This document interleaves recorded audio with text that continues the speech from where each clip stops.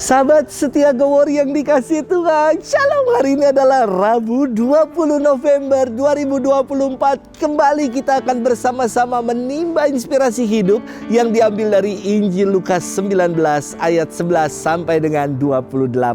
Mari kita siapkan hati kita. Haleluya, haleluya. Aku telah menetapkan kalian supaya kalian pergi dan menghasilkan buah yang tidak dapat binasa, sabda Tuhan. Haleluya, haleluya. Tuhan bersamamu dan bersama rohmu. Inilah Injil suci menurut Lukas. Dimuliakanlah Tuhan. Pada waktu itu Yesus sudah dekat Yerusalem. Orang menyangka bahwa kerajaan Allah akan segera tampak. Maka Yesus berkata, ada seorang bangsawan berangkat ke negeri yang jauh untuk dinobatkan menjadi raja. Sesudah itu baru ia akan kembali.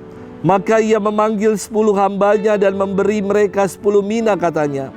Pakailah ini untuk berdagang sampai aku kembali. Akan tetapi orang-orang sebangsanya membenci dia, lalu mengirimkan utusan menyusul dia untuk mengatakan, kami tidak mau orang ini menjadi raja atas kami.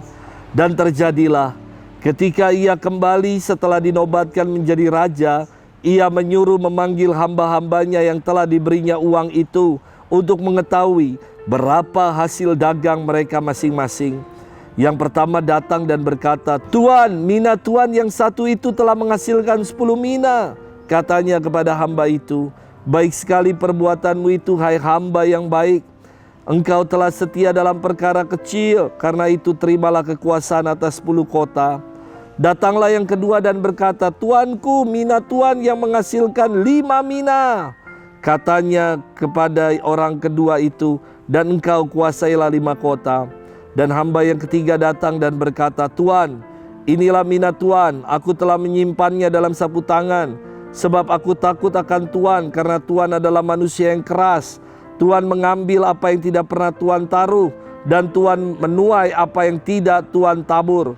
Kata bangsawan itu, hai hamba yang jahat, aku akan menghakimi engkau menurut perkataanmu sendiri. Engkau sudah tahu aku ini orang yang keras. Aku mengambil apa yang tidak pernah kutaruh dan menuai apa yang tidak kutabur. Jika demikian, mengapa uangku tidak kau berikan kepada orang yang menjalankan uang? Maka sekembaliku aku dapat mengambilnya serta dengan bunganya. Lalu katanya kepada orang-orang yang berdiri di situ, ambillah mina yang satu itu dan berikanlah kepada orang yang mempunyai 10 mina itu. Kata mereka kepadanya, Tuan, ia sudah mempunyai 10 mina. Ia menjawab, aku berkata kepadamu, setiap orang yang mempunyai ia akan diberi, tetapi siapa yang tidak mempunyai daripadanya akan diambil juga apa saja yang ada padanya. Akan tetapi semua seteruku ini yang tidak suka aku menjadi rajanya, bawalah mereka kemari dan bunuhlah mereka di depan mataku. Setelah mengatakan semuanya itu, Yesus mendahului mereka meneruskan perjalanannya ke Yerusalem. Demikianlah sabda Tuhan. Terpujilah Kristus. Sahabat setia Gowor yang dikasihi Tuhan, Shalom. Banyak sekali games-games di jagat dunia maya yang misinya adalah untuk mencari perbedaan dari dua gambar yang mirip. Nampak sekilas sama, namun ternyata berbeda. Butuh ketelitian dan kejelian. Karena kesannya serupa, namun ternyata tidak sama. Sahabat setia Gowor yang dikasihi Tuhan, perumpamaan tentang mina yang kita dengar hari ini nampak serupa atau mirip dengan perumpamaan tentang talenta. Namun ternyata maknanya berbeda. Bedanya di mana? Kalau talenta, jumlah yang sangat besar. Satu talenta itu sama dengan 3.000 shikal, yang sama dengan 10.000 dinar, yakni setaraf dengan upah pekerja selama 27 tahun. Sedangkan mina merupakan satuan yang lebih kecil, yakni sebesar 50 shikal, atau sama dengan 160 dinar, setaraf dengan orang bekerja selama 5 bulan. Untuk dapat 1 talenta orang mesti kerja 27 tahun.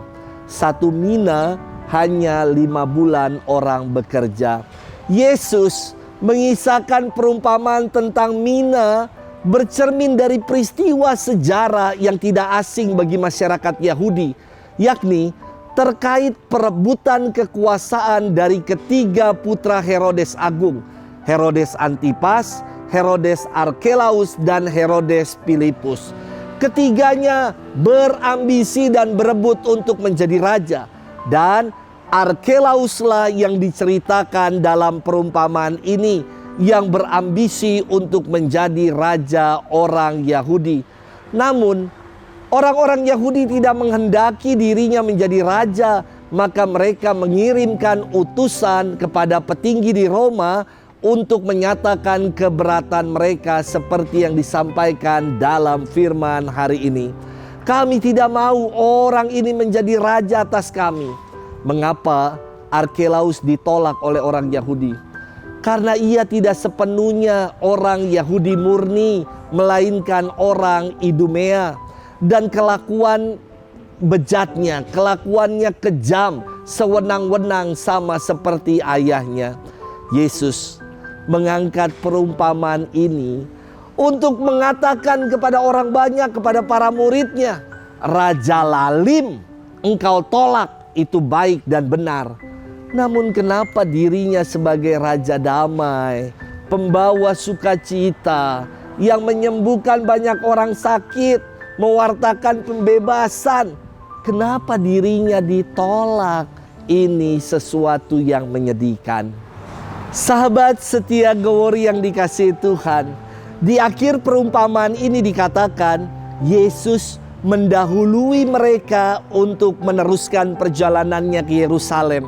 Kita tahu Yerusalem adalah tempat yang menyambut Yesus dengan teriakan Hosana, pekikan Hosana, terpujilah Sang Raja.